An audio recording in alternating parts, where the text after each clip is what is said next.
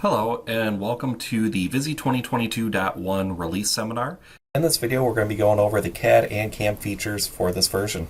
So for our agenda we're going to go over the computer requirements, translators, user interface, drafting and modeling, surfacing, Plotview and Dimensions, analysis, mold and flow, progress, standard elements, reverse, the CAM navigator, electromachining, 2.5 axis, 3 axis, 5 axis, and wire EDM. So I'll go into the prerequisites. VISI does support Windows 10 and Windows 11 now. So Windows 11 is fully supported. You have to have the Pro versions and they have to be the 64-bit versions. With previous version compatibility, work files saved in 2020.0 and versions prior can be opened in 2022.1. However, once saved in 2022.1, it is not backwards compatible. So I'll go into some of the new translators. Everything highlighted in this list shows what is new. The more particular ones is Parasolid version has been upgraded to version 34. Your SolidWorks, Solid Edge are now up to 2022. You do have the CATIA updates, or the CATIA has been updated, Inventor, etc. So same thing for the imports. We have some new features such as DDML and GLTF, as well as some upgrades to the NX Write translator and your Parasolid version also being upgraded to version 34. So within 2022.1, you have the capability of basically managing what translator for the import-export your file type is going to use, such as alternative or traditional. So you can flip and flop between these using the custom and using the edit button right next to custom under system options. Within the transparency settings, it is now possible to set the default transparency for an export of a file. So you can force the import and export of a body transparency.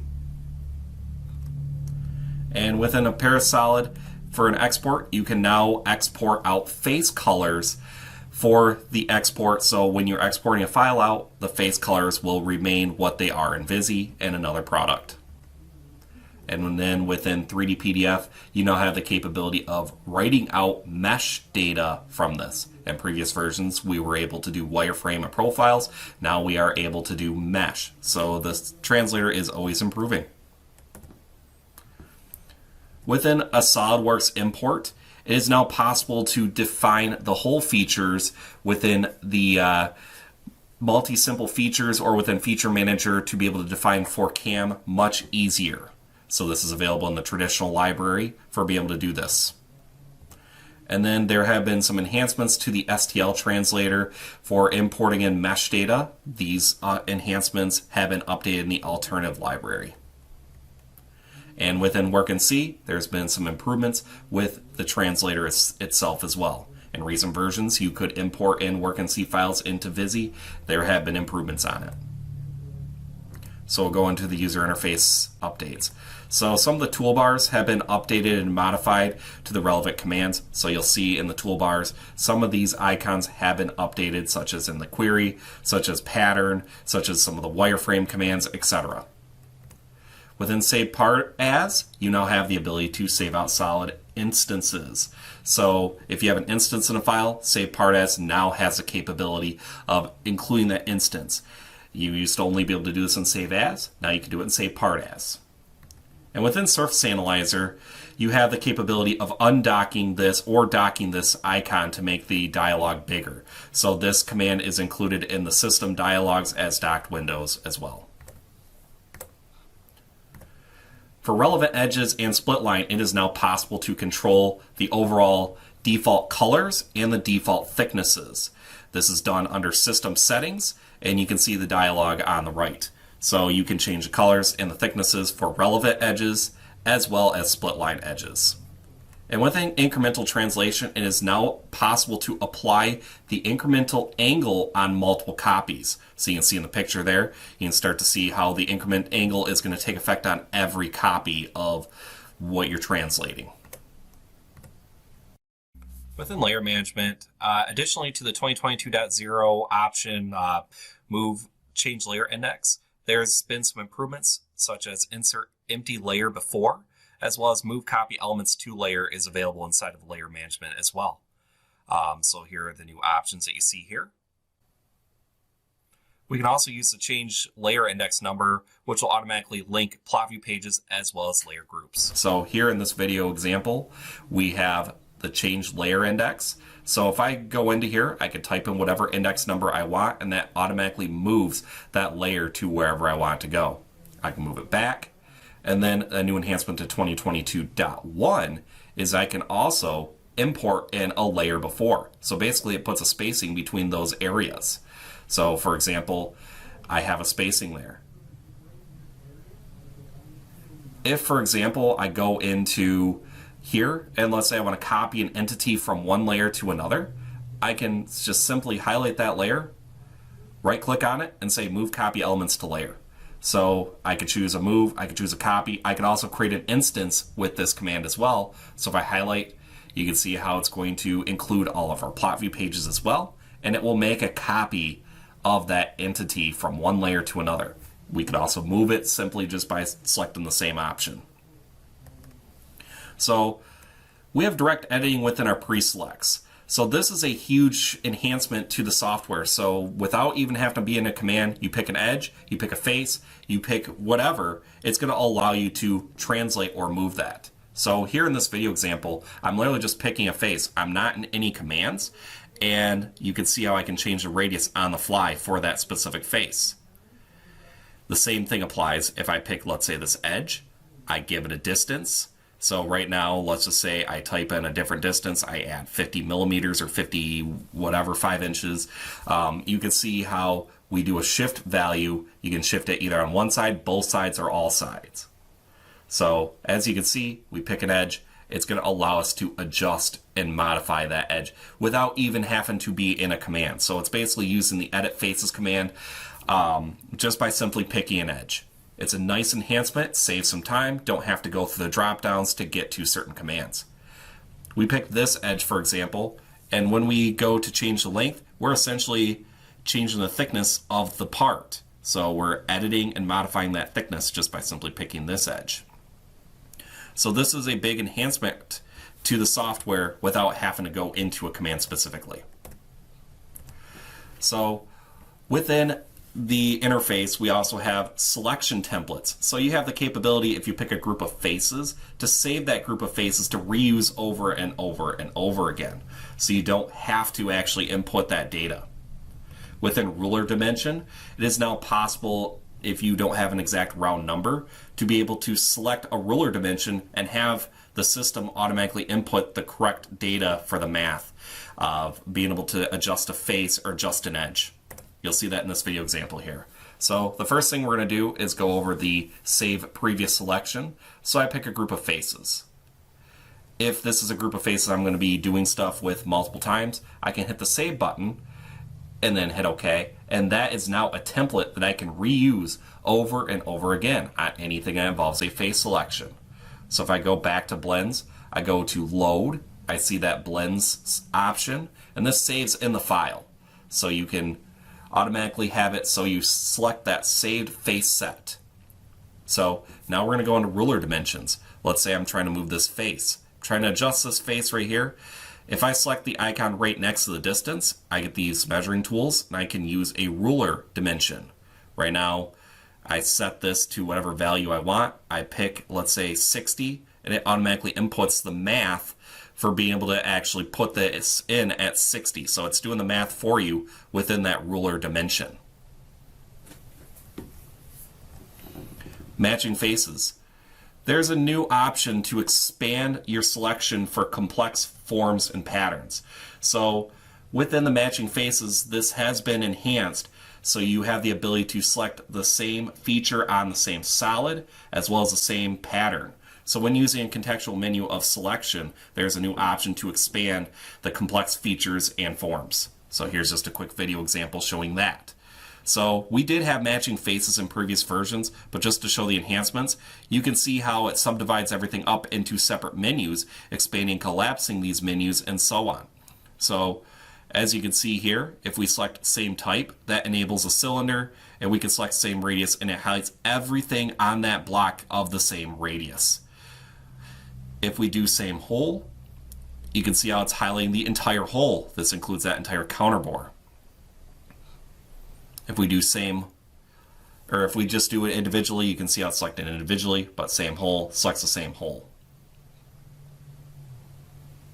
If I go to same hole, same type, same radius, you can see how it selects all of those features. So this is a nice enhancement to be able to achieve the same thing to multiple parts. So if I turn off the same hole, we can select same feature. You can see how it selects the entire feature itself. So instead of picking individual faces within a command that involves face selection, turning it off, you see how it selects everything there. So same hole, and we can select same pattern. This allows me to select everything at one time.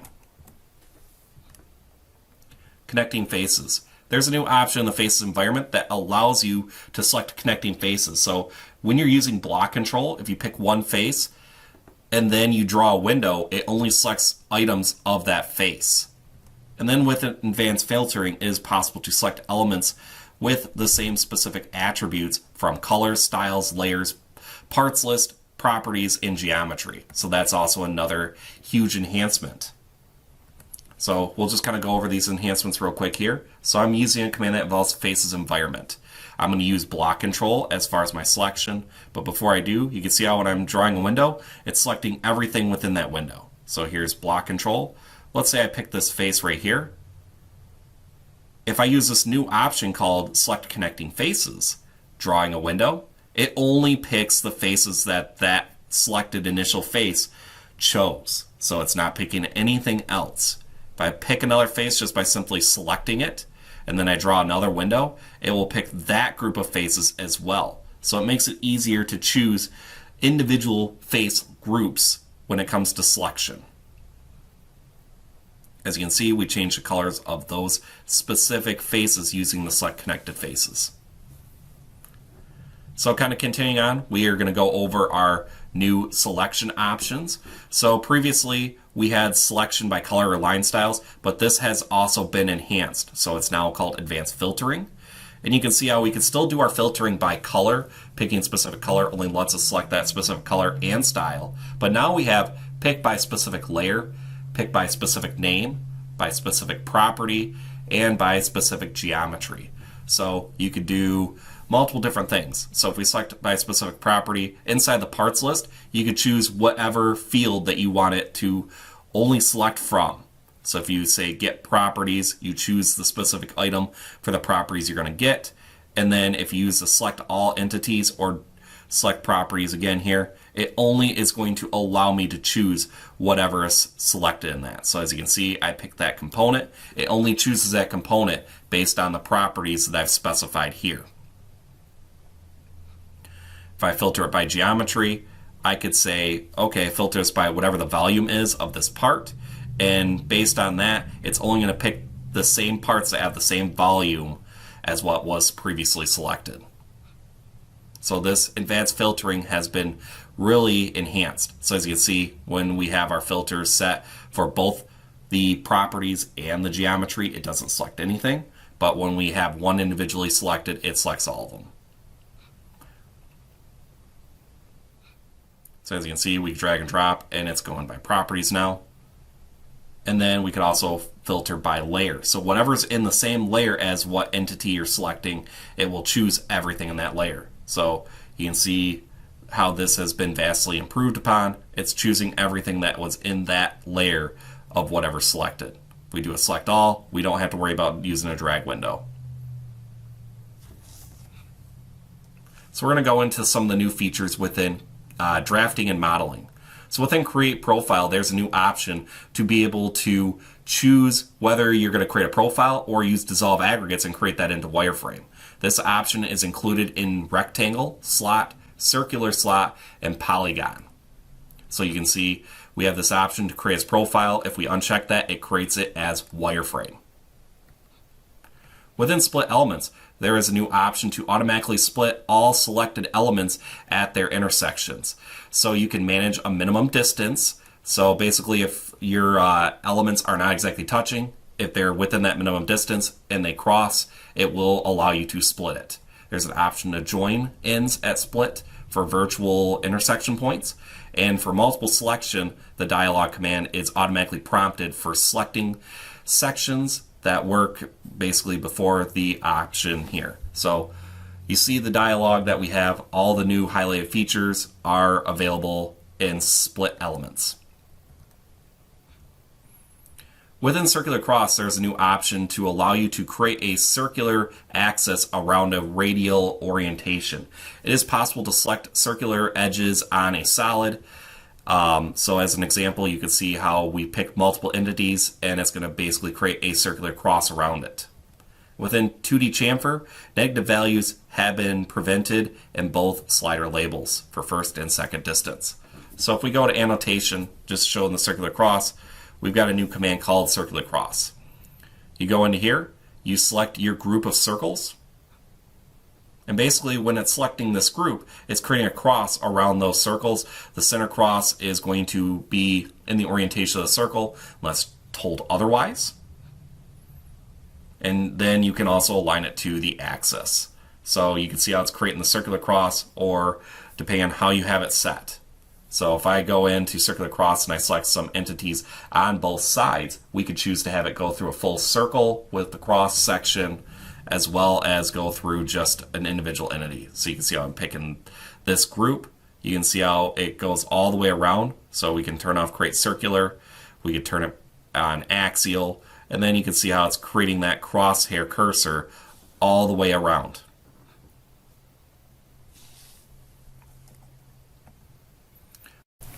With Project on Workplane, it is now possible to select edges to be able to create your wireframe squared to the workplane. And within Edit Elements, it's now possible to input in a coordinate system and type in your XYZ values for being able to translate and drag and drop from. Reprocess curves. The command has been improved with a new user interface. You can now preview actions and select the curves. The graphic nodes and control points have been upgraded as well, such as curves, corners, concatenation points, etc. And there are 3 new options within here. Reprocess curves has been modified to add simplify, repoints, and reprocess. And you can report values, number of control points, before and after the operation have been done. So you can see the dialog box looks just like other dialog boxes as well. There's a preview option, there's a checkbox to confirm or cancel. So here's just a quick video example of the reprocess curves. So if I go to select this one, you can see how we have our modes. We can have repoint, reprocess, force, etc. You can see how it's a standard dialog box just like all the previous ones, and you can see how we can change our number of points. You can see how it shows the number of points that it has. You can remove rejoining points, and you can see what it looks like before and what it will look like after. So basically we have checkboxes instead of a specific drop down to choose what we want. So we select repoint. You can see how it's doing a preview, and we could see this without having to close out of the command. This is a nice enhancement to this command, as previously you just hit the checkbox, you're guessing, having to undo it, redo it to get the correct results that you want. So if you go to simplify, you can see how it's going to simplify those, and so on. So we're going to go over 2D fillets. It is now possible with some improved enhancements to fillets to be able to create a radius that's smaller than the area. The curve linear will extend to it, making it a smaller distance, and it will automatically trim using graphic sliders. So you can see in this video example, I have some 2D fillets that I want to insert in. We'll start with the blend with curve command first. So basically I pick my starting edge, starting point, ending edge, ending point, and we can create a clean transitional blend between those areas. But to kind of go with what this enhancement is, for the next step, we're going to go into our fillet command. And I pick, let's say, between the two areas. I could actually decrease that radius so you can see how it's extending the lines, making the radius smaller. This is a really nice enhancement, as previously we were not able to do that. So within Break Direct, there's 2 additional options that have been added to Break Direct. You can dissolve a profile, you can concatenate a profile, basically joining profiles together or dissolving them. So it is also possible to concatenate existing profiles with wireframe when using the Break Direct command. It is also possible to break a self-intersecting profile, removing the wrong portion. So here's just a quick video example of that. So if we go to Break Direct, you see the 2 new options. You can dissolve the profile, which dissolves and strips away the attributes. You can also concatenate the profile as well. So if I undo that, select dissolve, we pick this, it dissolves that into wireframe. If we turn off dissolve and go to concatenate, when I do my Break Direct, it's going to concatenate the shapes together. So if we select this, you can see how that's concatenated. You can see how that's concatenated. It saves you a lot of time and saves you an extra step without you having to concatenate the profiles after they're already created or without having to recreate a closed profile. So this is nice when it comes to creating profile boundaries around something. As with the Break Direct command, you now can concatenate those entities together.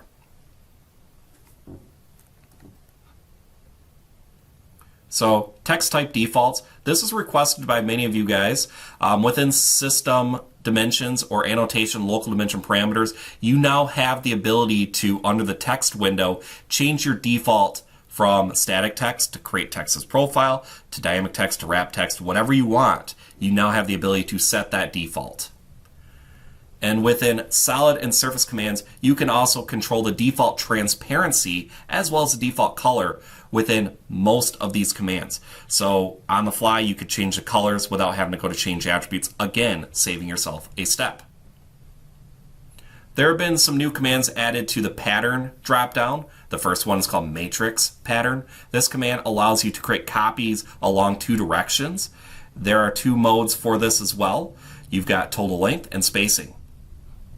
And then there's a new enhancement called radial pattern.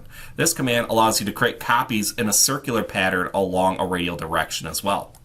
So you'll see this in the video example. So if we go to modeling pattern, you see the 2 new commands, matrix and pattern. If we select our face here, previously we'd be able to translate it in one direction.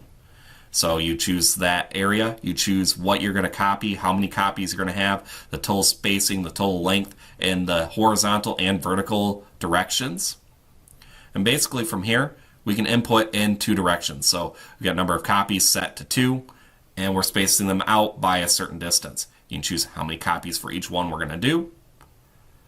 And then we could also use the arrows, or total length. We can use the arrows to adjust where the spacing is going to be. So if we highlight and select the arrows, we could drag them to a point, and then drag them to a point, increasing, decreasing the number of copies on the fly as we go throughout. So you can see how we drag those to a point, it automatically changes their distance lengths, you increase and decrease the number of holes, and it makes it really easy to create a whole pattern. So now we'll go into radial. So radial pattern, if we select the radial option here, we select a group of faces, select the other group of faces here, select an application point for where that radial pattern is going to center around. Controlling the distance or the radius of it, you now have the ability to move, copy, do multiple copies, etc. So if I go to copy, you can see how it's creating a copy. We just change the distance of those parameters, and you can also input in an angle. So good for, like, let's say creating a fan blade or anything like that. You'll see when we put in an angle, you see how it's spinning those holes around that application point.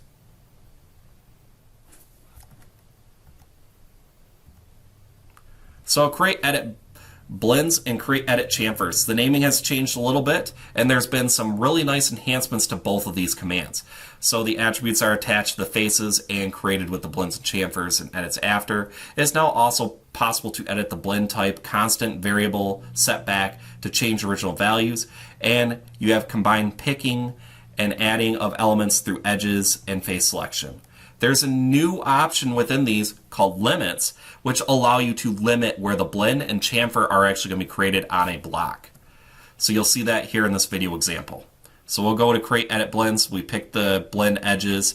You can see how we have under the advanced area, we have this set by limits. You can set the limits by a point. When we select a point, we pick the point, and you can see how we can stop that blend at that point. So it leaves the rest as the original edge, which is a huge command. Saves you a lot of time having to do cut bodies, so no longer are you having to do that. We can cut it along a plane, reverse the sides of that plane as well. So when you're selecting, you can increase and decrease where that plane is going to be and stop the blends on the fly where you want them to stop. You can do this by entities. If you have an existing surface or existing entity in there, you can select the entity and it will basically stop that blend at that entity. Again, choosing reverse side if you wanted to as well, but you can see how you can improve how your blend is going to be created, so it's preventing you from having to use cut body and then rejoining your entities back together. So by plane, by entity, by points. This is a huge enhancement to the blend and chamfer command, which is going to save a lot of time and steps. Thicken the surface. There's a new option called Advanced Repair, which improves the surface quality when it comes to if you're doing a thicken the surface, which essentially actually is changing this into a solid. So on more complex areas, this command will help you out. And within swing elements, there's new functionality that gives you the ability to swing a face inside of a body. You also have the ability to swing a solid with a calculation of spun section as well. So within sectional elements, there is the ability to simplify curves. Within the sectional elements, you have the ability to select two new options, repoint and convert to segments and arcs. The convert to segments and arcs is really nice because what that's going to do is it's going to make it easier for modeling after. So these new options also create a rotational and a radial section as well. Within extrude elements, this command has been improved with several enhancements. So you now have the ability to connect belonging edges by a chain. So for draft angles that are applied to the same element, you can also do that. It is also possible to extrude to an entity with an offset. So this option is called concatenate elements. So it treats the element like a single entity when you're doing your extrusion. So there's also some new enhancements to it, such as offset and thicken in the advanced tab. So you have the ability to offset your extrusion and thicken it to whatever direction you want to thicken it. So here's just a quick video showing some of those enhancements. So within here, I select this face edge. Within the distance, you can see how we can extrude this up. If I put in a shape angle, it's extruding this as a sheet body. You can start to see how it's starting to do an overlap. Previous versions didn't let you do that, but the new enhancement to this is called concatenate elements, which joins those elements together. It'll also turn it into a solid or keep it as a sheet. So it's basically doing the trimming for you using concatenate elements. If I uncheck that, you can see how they're basically going through each other. So continuing on with the extrude elements, whether you're picking faces, whether you're picking edges, we're going to go over the offset and thicken as well. So if we select this entity here with the face edges, we go to we reset our taper angle, we go to the advanced tab. We're going to extrude as a sheet body. And then go into the advanced tab, you have the ability to input in a offset. So if we do an offset of this part, you can see how it's offsetting that entity. We could reverse the direction, create as a interior or not. We could do a thicken a surface, which essentially makes it into a solid. We could do both sides, and we can start really manipulating how this data is going to be imported in. Continuing on with the thicken the surface, you now have the ability to select faces, and it's possible to create separate bodies, just like with extrude elements. And then within blend between faces, there's a new graphic slider within the command as well. And then within edit faces, there have been some improvements with the parasol function when it comes to rotating imprinted faces for external edges.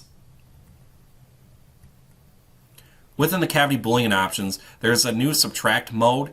It is also possible to insert in an offset value, and you have a preview of the part that is being subtracted using graphic dots and representations. So this is a nice enhancement to be able to see what the preview looks like of the subtracted cavity when it comes to doing an offset. This option is available in the following commands. You've got cuboid, cylinder, torus, cone, sphere, prism, cylinder, extrude, thicken, swept profile, and swing elements. So within bend relief, the results have been improved to, or basically when the selection is done by a window, you now have the ability to do repeat on element. This is a new command to replicate the parts along an edge or along a element. So this brand new command under the edit dropdown is called repeat on element. Basically what it allows you to do is it allows you to select an element and repeat it from an application point off of a curve, off of an edge, and it allows you to repeat that element following the orientation of that edge. You can choose how many instances you want. You can choose whether it's normal to the curve, so basically making adjustments from that. You could do normal to body. You could do normal to a work plane orientation. You can draw the orientation so to see what the positioning is, and you can retain the original body, other side, etc. So repeat on element allows you to pick an element and swing it around a curved area. You could choose the distance, the length parameter that this is going to be based off of, or you could have it automatically follow the curve completely as well. You know, rotate those around, other side, front side, back side, etc. Delete extract faces. Within delete and detach faces, there's a new option called propagate over tangent or over adjacent blends. The propagate option allows you to entirely chain the blend or delete any selected blends. So it's a nice command for being able to pick an individual blend and delete and heal it, and it cleanly delete and heals it. I can tell you, doing some of our training examples, this has vastly improved some of the quality of how we would be approaching this compared to previous versions. Consistent behavior for planar cups and edit constant radius blends has also been improved within this command as well. So you can see in the picture here, you can see how we could propagate over adjacent blends, which basically allows you to select one face and heal off all the blends, or you just pick that individual face and it only heals that individual face. Within mark edges as relevant, you now have the ability to do this within project elements and isocline curves. So if you are using project elements and you're imprinting an edge on there, you now can use the mark as relevant to save yourself a step, so you don't have to go into mark, unmark relevant edges. So this is built into the project elements and isocline curves. Within draft faces, there's an option to reapply blends to the faces that are selected as well. So we're going to go into some of the surfacing commands.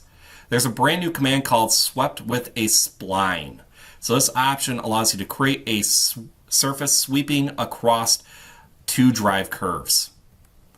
Within pipe surface, the command has been enhanced to create edges, connecting points with profiles, and it allows you to better manage uniform radiuses for thickened surfaces. So we're going to go over the brand new command called swept with a spline.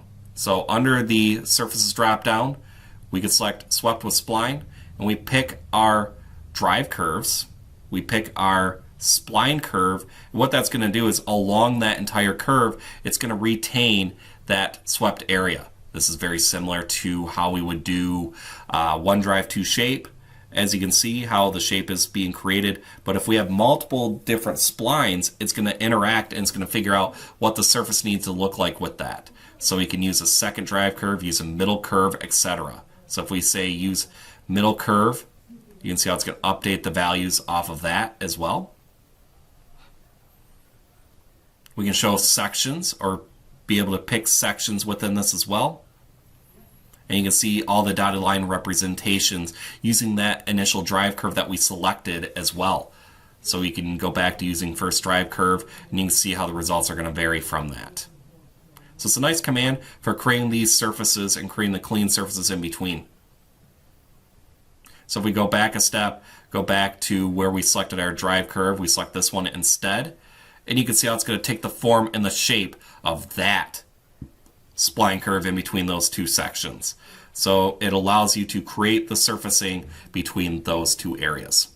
So if we go back once more, pick this section right here, and then from that, it's going to allow you to show the shape of that curve as well.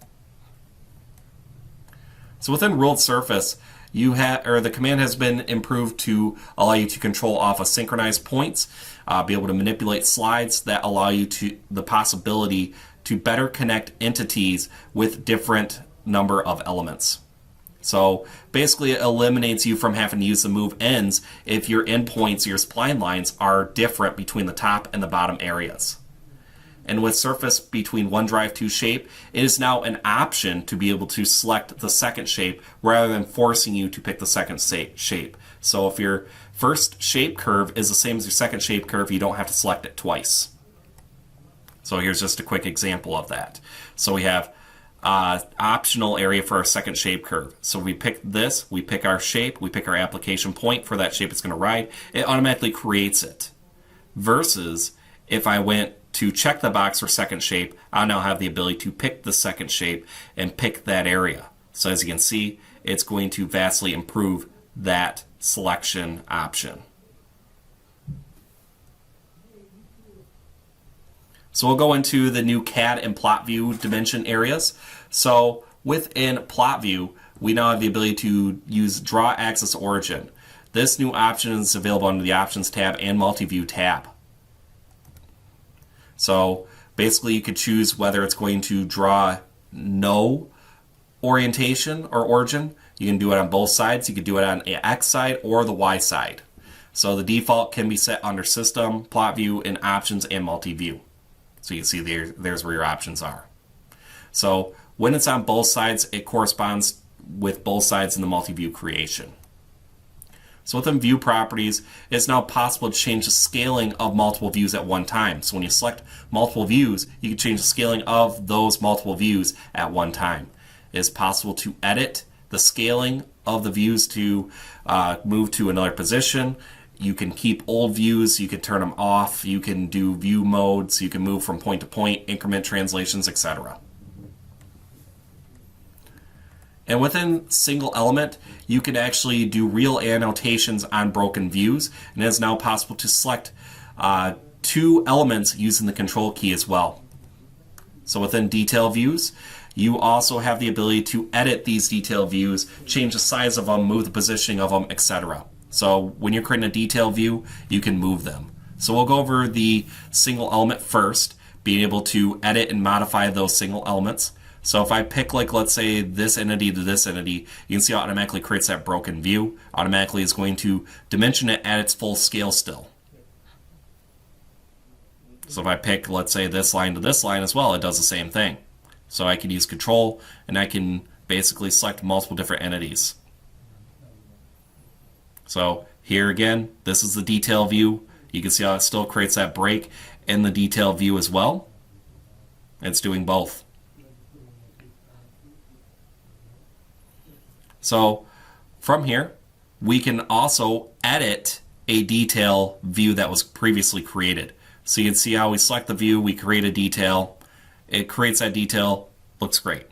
But let's say we need to modify or manipulate that detail again. We press that button with 3 dots, pick the detail, or pick the dotted line with the detail, you change the size of it, make it smaller, change the location of it, and it's going to edit and modify that detail view after it was already created. So previously you had to undo it and then redo it to be able to achieve what we're trying to achieve. So going off of this rectangle detail view that's already created here, you can change the lengths of it, change the parameters of it, and you can make it longer, shorter, change where the center application point is, etc. So if we change the length of it, you can see how it's going to create that detail view, and you can edit the existing detail view after it's already created. There's that detail view there. After we confirm, you can see how it changes the size.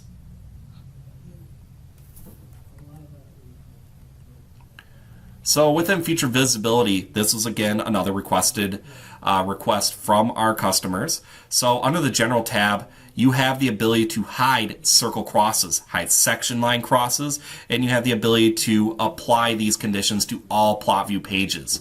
So under the General tab inside of Plotview Manager, you have the ability to hide these. When you're exporting out a DWG file, these circle crosses will not export out when they're not visible. So we're going to go into the analysis enhancements. Within Dynamic Section, there's a new option in the dialog to show you the instance distance from an active origin. You can simplify when you're creating a section. You could repoint and convert the lines to arcs, just like with the sectional elements. So the command dynamic section and sectional elements allows you to align and simplify your options.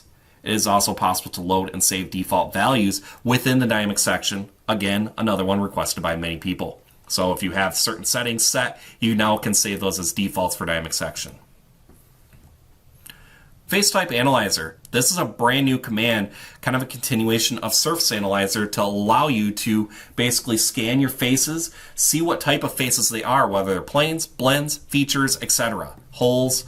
So under the analysis dropdown, this new command is called Face Type Analyzer. It allows you to analyze a group of faces. So we'll show that in this video example here. If I go to Analysis and I select Face Type Analyzer, you can see how all of our planes select as a blue color, your cylinders select as yellow, cones select as the darker green, toruses in red, etc. So you could actually use your Face Type Analyzer to see what color codes each item is. You can display tool info, so when you're hovering over something, it gives you the information about what that face type is.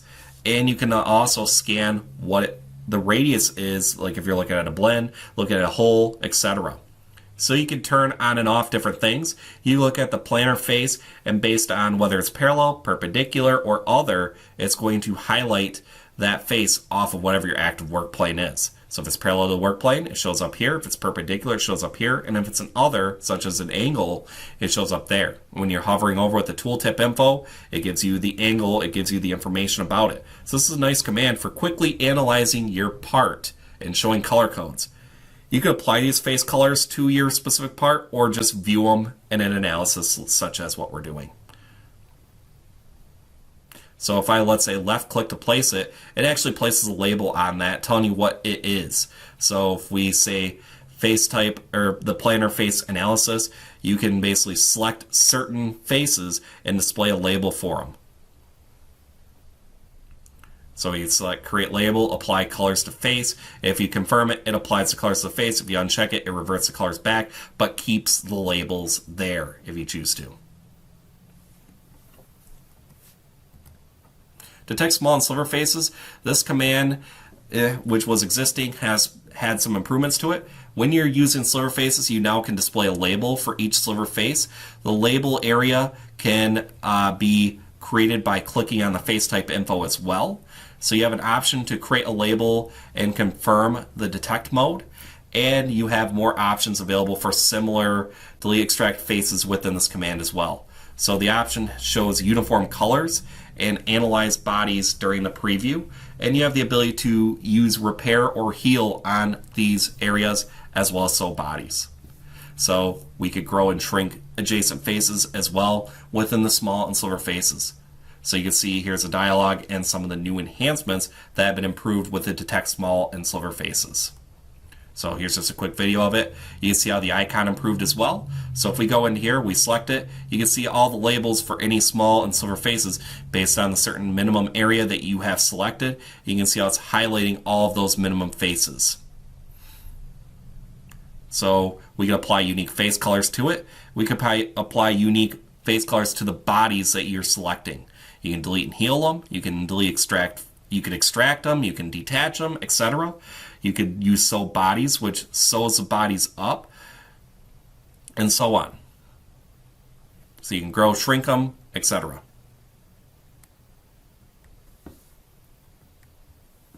So within Manage Inspection Points, there have been several enhancements added to this. So in 2022.0, they introduced Manage Inspection Points, which allows you to create points for CMM or probing. Within this version, we now can use the selecting relevant points to do a projection on a face of a selected body. You can select point sets that allow for all points to be selected and projected on the face. You can manage minimum distance between the selected points, and you have the ability to select points on a mesh model as well. You have the option to show hide the labels and graphics, and you can simulate the part and check collisions. So here's just a quick video example of that. So we're going to use Manage Inspection Points.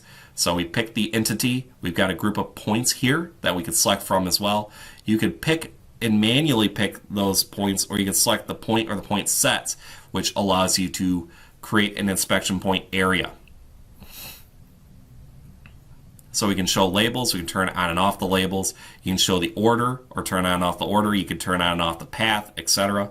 So within here, we could also go into displaying our sensor. When we display our sensor, we could show a simulated video between each step or between each point, so you can see what that video is going to do. You can change the speed of that video, etc. So you can see how it's showing a simulation of what the sensor looks like, turning on and off the sensor as well. And you could turn on and off the labels too. So we're going to go into mold and flow and some of the enhancements that have been done with both of these. So within tool design, there have been some improvements with the tool design based on customer feedback for some of your suppliers, some of your libraries. Within tool cavities, you now have the ability to set an offset for cylindrical cavities in an X and Y direction. Additionally, cylinders and cavities can be created within the tool cavities and can be modified within Edit Multi-Simple features as well. So here's just a quick video of that. So we go into tool cavities. We can select our edges off of this. We can do cylinders on edge or cylinders on rope, choosing the direction, X or Y for your offsets. And you can actually choose to offset where that circle is going to be. So you got your clearance diameter, whatever it's going to be, you set the values, and you can do an X and Y offset for those circles. So you can offset it in any one of those directions. So you can fit it better to what you want your cavity to be. Going into the second example, we select this entity here. And you can see how we have our different edges, different groups, and you can also do an XY offset off of this. So you basically where your circles are, these are more so previews. You can increase or you can decrease wherever those circles are.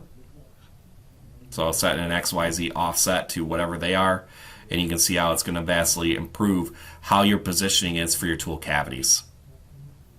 So within this example, we've created our cavities as drill holes.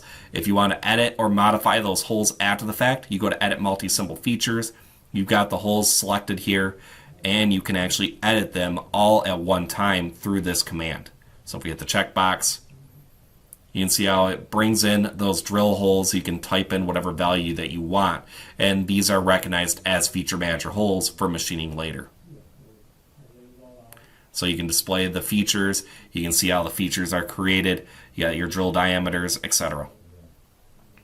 So if I go into here, select those holes again, you can choose and change the direction of where they're going to be associated to, and you can basically do your shift values from that. Okay, so we're going to go into some of the flow analysis stuff. So the mold flow in previous versions has been improved to make it more accurate for filling validations and cooling. The speeds have been vastly improved in 2022.1. Doing my testing, I can confirm this. So here's just a little chart of how the speeds have been improved with the more accurate flow analysis. So in a benchmark, the parts have been reprocessed to show the improvements. So there's a new calculation engine for runners, repetition, annular 3D runners, hot tips, managed by the flow algorithm for improved results. Is sequential, or the sequential molding module will allow you to work on any part of any size in any family or mold to be calculated. So you can display STL results. And enhanced visualization allows you to show the mesh boundaries and has been added to display the results. This activation for mesh translate or transparent improvement modes allows you to see through the part, so you can actually see what the transparency of the part looks like during the isocline or during the plastic injection. So there's also been some improvements to the packing calculation. It's now possible to run the holding calculation on non-optical filling conditions. So there will be a warning message, for example, if you are going to have a frozen element, or let's say the plastic freezes before it fills the entire part. It will give you a warning about that. So within the comparison of deform and original models, you now have some new options to compare the differences between the original model and the deform part to set tolerances and be able to better accurately read your warpage results. The system now has a graphical result showing the difference between colors as well. And you can see how inside the color chart, the more accurate or the more differences the highlighted area has, the bigger the color bar is going to be. And we'll go into some of the new features within Progress. The main features here are within Part Unfolding.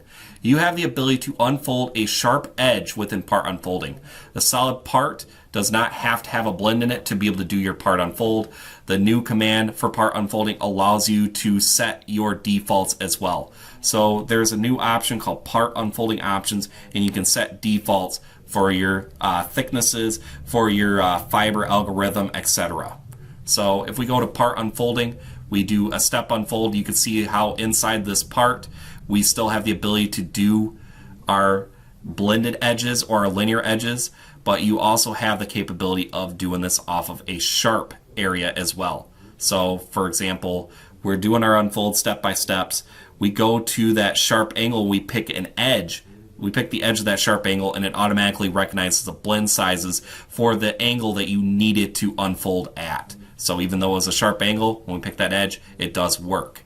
So also within Part Unfolding, we now have Part Unfolding Options where you can control what your Part Unfolding options are, such as colors, blends, etc. So if we do our natural fiber type, we choose the default fiber type it's going to be. It's going to update when we do our part definition, and it's going to update to that relevant data. So when we set the defaults, it's going to stick to those defaults for whatever we're controlling.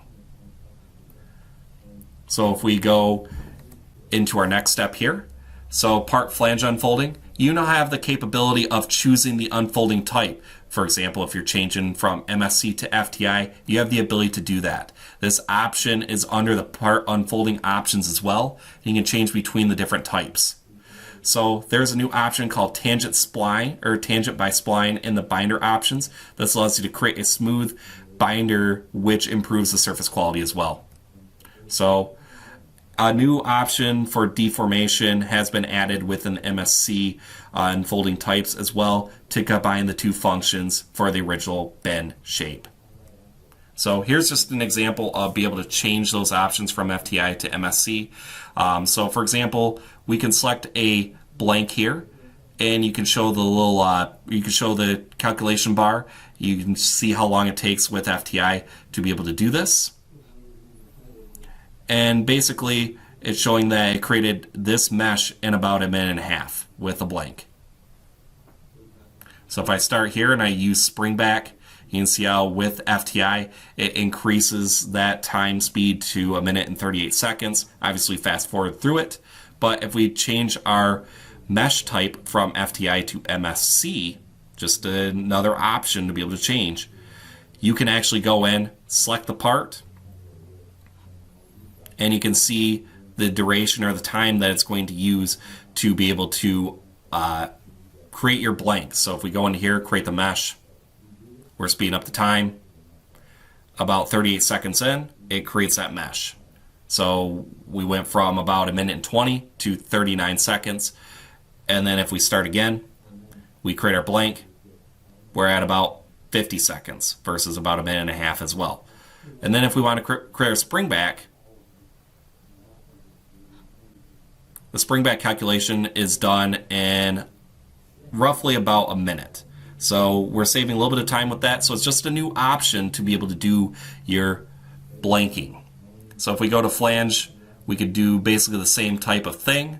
So within flange, you could choose between the two new options as well.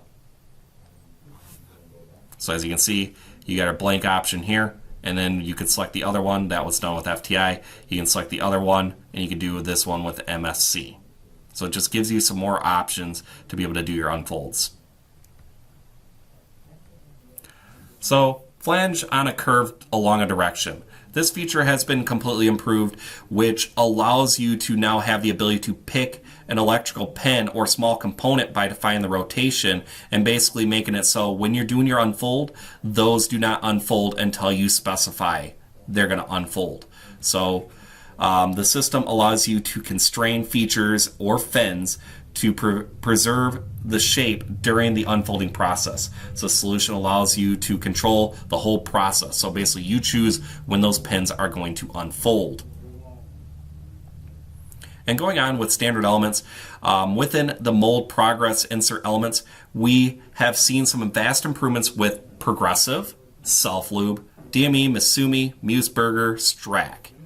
Within the standard elements, you now have the ability to control and add angles off of relative work planes. This works great for locks within ejector pins. So here's just our quick video example of this. So if we go to progressive, we go into our ejector pins, we select our pins, we select the point we want those to be created off of, we can choose the size that we want it to be created off of, import any kind of locks or anything like that, and we have the ability to choose the angle of these. So as you can see, there's our locks, we can confirm. And what's nice about this is if we go to mirror and we select that pin with the lock and we choose an application point for where we're mirroring this around, it actually mirrors it around if we do like a four-sided, and it actually is going to apply the lock angle accurately when it comes to creating the locks around our part with those ejector pins. So if I switch to a relative work plane, repeat that same process, it works off of relative work planes as well. So we select this one to this one. We pick our application point to where we want it to be. You can see how that lock is also in relevance to that. So we can change the angle on the fly, and we do our rotations. It's all in relative to whatever the active work plane is. The same thing applies for when we're doing a mirror. So we pick our application points again. It's all relative to wherever our mirror is going to be. So you can see how the angles retain, and it's accurately and cleanly moving stuff from one place to another. Optional plates. You now have the ability to create a component without actually having to select a block. So if there's existing cavities, for example, you have an imported file with existing cavities, you now have the ability to create your components without actually selecting the plates. You just choose an application point. You can change the sizes of these components on the fly if needed. So it's optional if you have to pick the plate or not. So here's just a quick video example of that as well. So if we go to, let's just say, our leader pins, and we select a leader pin here, we can skip the start and end plates, and we can actually pick the application point where that's going to be. You change the size of it to whatever you need it to be to fit inside that cavity, and you can see how it's changing that cavity size. You can change the custom lengths. It still builds a component without actually having to select the plate. You can duplicate this process across the board as well, and you can basically select that component even without actually picking a start and end plate. So within the standard elements, we have a sphere. This can be used to create a relative coordinate point. It is possible to show the dragging of the sphere as well when it comes to creating components. So just like with that edit elements, you have the ability to type in an offset value, or you can see the XYZ components from the work plane where that sphere is going to be. And within Assembly Manager, there have been some additional data improvements to notes, such as for nitro gas cylinders. So within here, it actually adds some additional notes for those. You now have the ability to remove the assembly names from the Assembly Manager tree as well. So, for example, you can remove those Assembly Manager names too. And it is also possible to dissolve groups inside of a parts list, whereas previously you had to do this through the assembly view. And now we'll go into reverse. So within mesh features, you now have a new feature that has been improved upon during the analysis, which detects splits of the data for direct entities such as for planes, cylinders, and other shapes. Within mesh to surface, this feature has been improved to ensure better results, especially during the selection of triangles, and adding new options that can help you during the surface creation automatically switch between an analytical surface if possible. Within planes, radiuses, spheres, cones from mesh, you have the ability with all three of these to allow for mesh selection as an input. This is very useful in cases the user has split the mesh into different meshes analyzed by the mesh features. There are 3 new options for different solutions within these commands: seed points, triangles, and mesh. You also have the ability to set an exact coordinate for the position and the axis, and you can evaluate the results for quicker comparison as well. Within alignment, this feature has been improved by adding several methods to allow different opportunities and selection for the best of each case. So the added options are elements, so you could choose between points, segments, arcs, radiuses, cylinders to align the entities to. Work planes, this will align it to a reference work plane. And best fit, in cases you only need to refine the alignment, this option will allow you to do that. And within compare, this feature has been improved by adding some new parameters that allow you to configure the color map and thus better evaluate the results. So the results can now be displayed on both entities, and you can set maximum distance values, and you can define the limits of the color bar. Additionally, the smooth color mapping has been improved while preserving the customized color. All right, let's go ahead and jump into the CAM side. At first, we'll take a look at the user interface. There has been an awesome improvement to be able to actually update cutting conditions automatically. Say you have an operation that is using a specific tool and other operations are also using that tool. If you change the feed and speed of that tool, it can now update for the other operations cutting conditions as well, meaning that you do not have to go through and select each operation that's using that same tool and change it. This can be all done at once. This is a checkbox that can be used in the CAM settings. So if you do want to use it, it is available, but this is definitely something that will be a big time saver. Let's look at the machining time. This is an awesome enhancement that's been added. So instead of going through query to gather your machining time, you can now just highlight it inside of the CAM Navigator, and this will populate on the left-hand side of your model view. This means that there is less clicks, less commands you have to go through to get this information. With the tool reports, you can now select a tool report or an operation report, and that will become the default for that file, meaning that you don't have to choose what one you want to use every single time you go to create a new one. This will automatically retain as a default. Let's get into the electrode machining. Let's look at the template user interface. You can now include templates for roughing, semi-finishing, finishing, and polishing, as well as an oversized value. This will make the creation of those operations a lot faster, being able to utilize many different templates at once.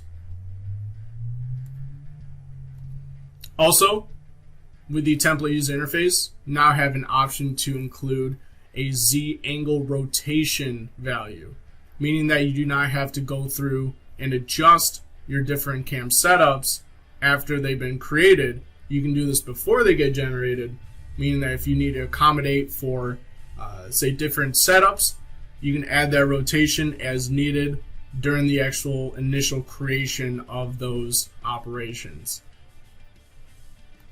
Let's get into the 2.5 axis CAM. The new engine will help with the time that it takes to create a toolpath. Also, we have the new parameter called tool holder check. With this, you'll be able to automatically trim toolpaths to be able to avoid collisions with the tool holder. This is an awesome enhancement, and this has been included for pocketing, profiling, remachining, and chamfering. Now we can actually use holder collision for 2.5 axis operations. As we can see here, we got a couple different collisions with our holder marked in red. Typically, bosses don't really like when your holder collides into the part. Typically not a good sound either, so we want to avoid doing that. With the 2.5 axis operations, we now are able to do that more efficiently when it comes to avoiding those holders against the part. Let's go ahead and look at this tool holder check. Let's turn this on. So once we regenerate the operation, you'll see that there is areas of the toolpath that are cut out, meaning that this is avoiding that collision. Let's look at the 3-axis cam. With the waveform roughing operation, there has been many enhancements added to it. You can now utilize expand value. This will allow you to select a checkbox and will allow the tool to actually work outside of the normal bounds that is given. Let's take a look at an example. We have two different operations. They are duplicated. They are the same exact operation. One has the expand value not checked, like this one. The other one does have it checked. So if we look at the kinematics, we're going to see that the tool is going to be working from the inside out. As you can see, we are helicaling down. Now when you're working with harder material, this can cause issues with tip breakage, more pressure on the tool when it's working in a downward fashion into the part, meaning that the chance of your chips actually welding into the flutes of your tool is higher. Just a lot more issues can happen when you're trying to plunge into a part like that.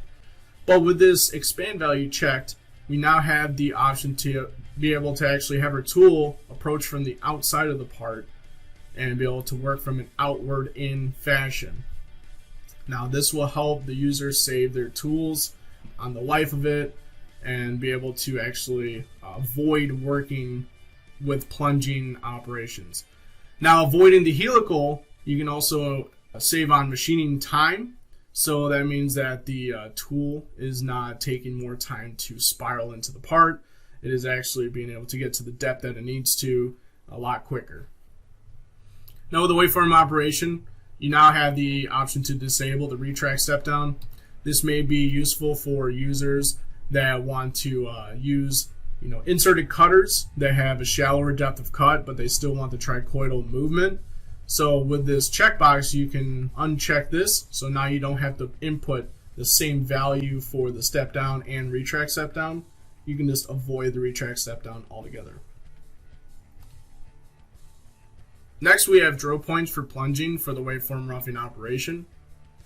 You can actually pick the different drill points that you want your tool to plunge through, meaning that if you took a drill, drilled out some areas, and you don't want to helical into those areas, you want to use that drill hole to actually take your tool and plunge into and then start the operation from there. Now I have the option to be able to do that. Let's go ahead and take a look at this option. It's under the plunging method. As you can see here, we have a couple different pockets that we're helicaling into. Now I can choose the use drill points. One thing to note, we do have to determine a pre-drill diameter. So let's go through, select these different points. And once we generate this operation, we can see that the tool will be plunging into those drilled points. Now this can help reduce the helical movements, meaning that it is speeding up the operation time significantly. And this is good for people that are trying to just clear out material with those drills and being able to snake their tool down in that area. Next, we have the helix diameter. We can adjust that diameter from 20 to 99% of the tool's diameter. This will allow the tool to be able to get into areas that it wasn't able to beforehand because that helix diameter was too big as a default. The tool would actually violate the sides of the part. So now you can use bigger tools in thinner areas than you could beforehand with the waveform roughing operation. Also, chip prevention has been included with the waveform operation. Chip prevention will help avoid thin wall creation when it's cutting stock so that your tool will not be trying to remove thin walls. So let's go ahead and take a look at an example of the chip prevention. Right now we have this turned off. So when it actually goes to cut the part, what's going to happen is there's going to be thin walls that could be generated if you now have chip prevention turned on. And thin walls are never any good for the part. As you know, loud harmonics can occur when you're cutting thin walls, and depending on the depth of your cut. And when the actual harmonics are happening is the tool is chattering against that thin wall, which means that's interrupted cuts, and that is never any good for your tool's life. This can cause chipping, this could cause breaking of the tool. It is just generally something you want to avoid when you're cutting your material. As you can see, once we get to an area where it is starting to become a thin wall, with the chip prevention turned on, this will recognize those thin walls and actually start from the tip of it and start to cut it down, making more of a rigid cut. Now, this will definitely help with your tool's life, and with how loud those harmonics are getting, it'll cut down on that. Let's get into 5-axis cam. Now we have an inclusion of 3 to 5 axis tilting. This has been officially released in 2022.1, and this will allow the user to be able to take operations that are built in 3-axis fashion and be able to add a 5-axis tilt very easily. This will be absolutely huge for the 5-axis machinist. Let's go ahead and take a look at the different tilt methods that are in 3 to 5.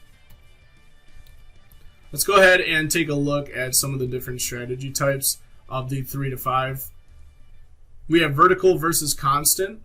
Vertical meaning that it'll try to retain a straight up and down cut until it gets to an area where it is recognizing collision with a part against the holder. Then it'll try to create an angle to tilt away from the part. With constant, it'll try to tilt at a constant angle and will remain at the angle the entire cut throughout. Let's go ahead and take a look at this new user interface. So if you right click on the 3-axis operation, you can go to transform operation, and this will be under 3 to 5. We have a few different strategy types. We can also input different information such as max angle, lead angle, constant angle, whatever it may be. So as we look at the different variation of this operation now, we can take a look at the tilts. As you can see, this will cut the part and try to remain vertical as long as it can until it recognizes that there is a collision. Once it starts getting farther down the part, the holder is getting closer to the part model, and it will try to avoid that.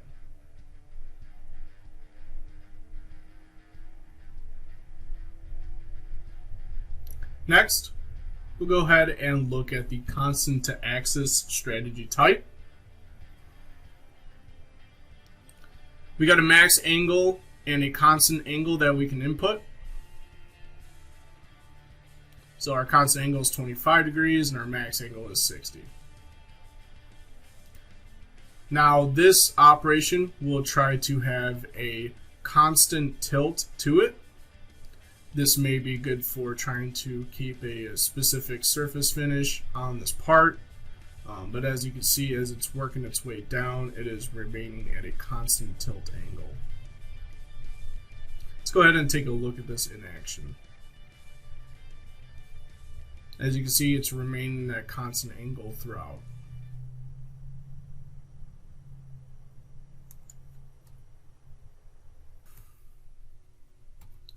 With the no change versus normal to face strategy types, you can insert a normal angle that's assigned in the parameters.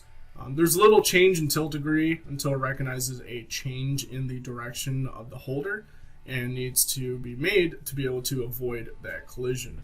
Now normal to face, this will recognize the face is normal and try to make that tilt retain to the normal of that face, meaning that there is a bit more variation of the tilt degree along that toolpath.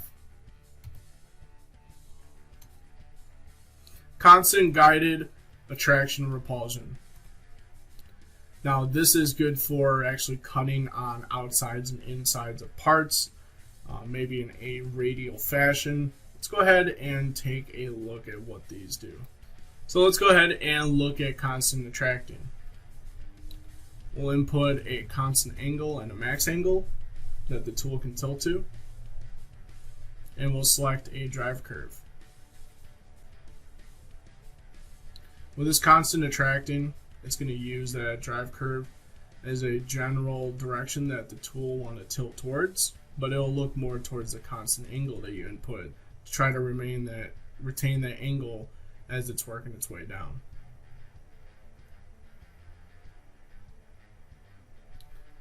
Next, we'll go ahead and take a look at guiding attracting. So this will actually use a drive curve and make it more of a literal guide to it. As you can see, the tool's center is wanting to angle towards that drive curve.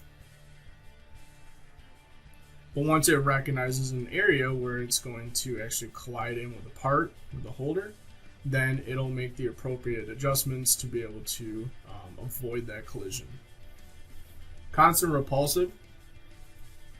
So this is good for maybe working on the outside of a part, creating a drive curve and wanting your tool to actually point away from it. So as you can see, with that constant option, is looking at a constant angle. So it'll stay at a constant angle going down with the tool tilting away from it.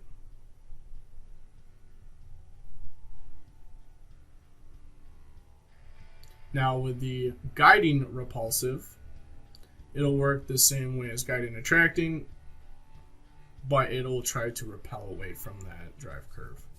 So it'll retain that center line lined up with the drive curve, and as it's working its way down, it'll start making the angle changes to keep that center line lined up.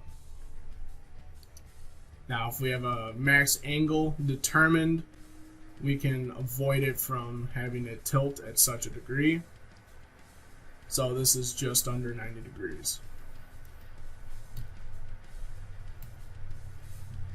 Guided surface. Let's go ahead and take a look at what this option does. This will allow you to choose a line as a direction. As you can see here, we have a raster operation going over top of this part. We'll use the 3 to 5 on this and use guided surface. We can have this line chosen as a direction, and then we can input which axis we want our tool to constrain to. As you can see here, our tilts are looking at the line that's above and wanting our tool to travel along that line in that direction.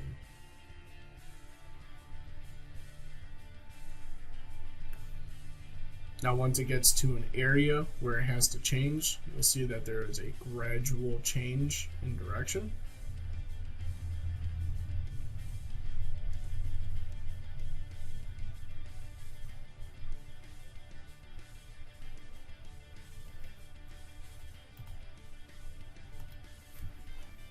Next, we'll get into the 5-axis operation interface. As you can see here, we have the optimized automatic arc option. Now when linking toolpaths together from one path to another, we can choose an automatic arc value under the lead-in type, and then the tool axis orientation we could set to automatic as well, meaning that the machining time is going to be reduced because we have tighter arcs that are linking to each other.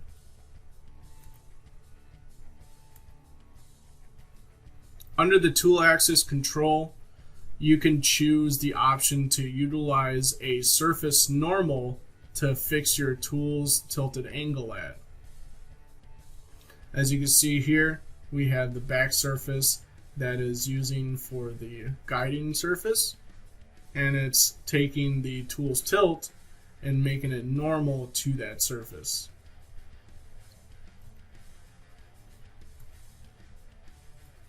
With deburring, there's been enhancements added.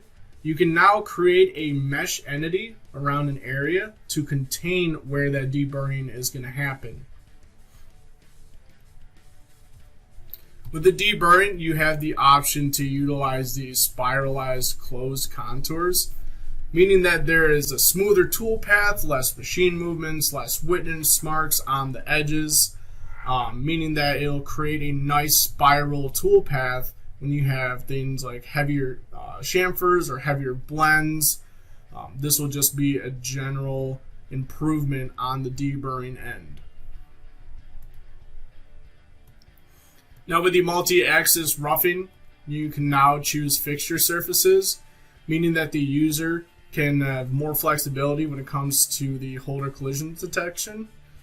So you can actually choose a different value that you want stock to be left when you're coming up to fixture surfaces versus the value that you're going to have stock to leave when it comes to part surfaces or floor surfaces.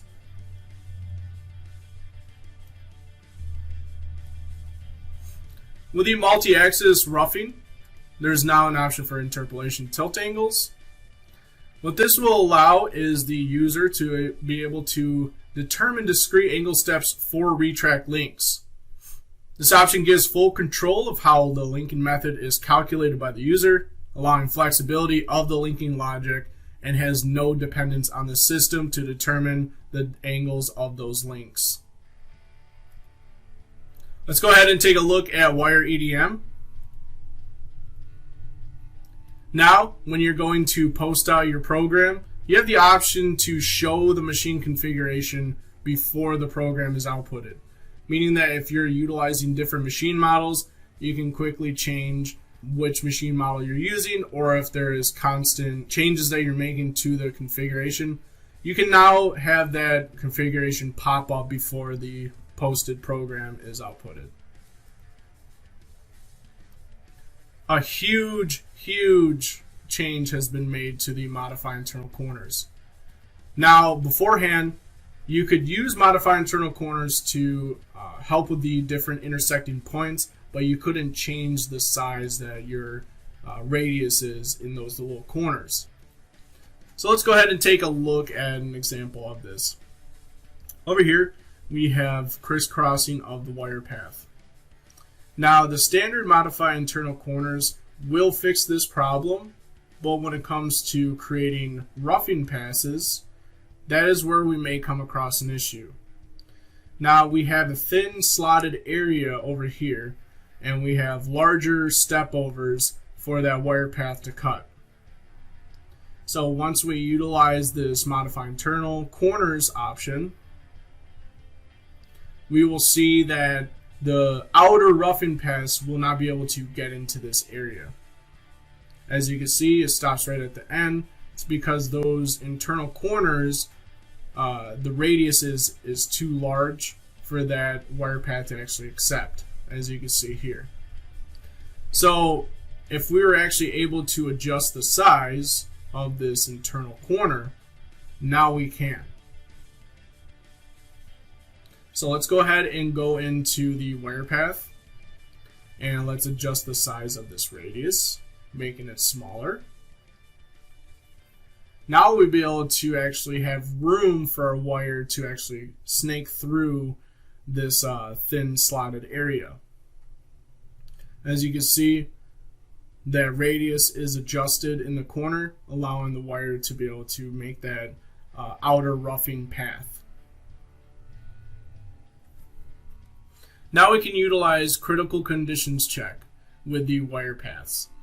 When it recognizes that there's a collision, then it will actually highlight orange, letting the user know that there's an issue. And then it'll also give us information inside of the log window saying which feature it is, which operation, and then also it'll give a suggestion on how to fix this problem.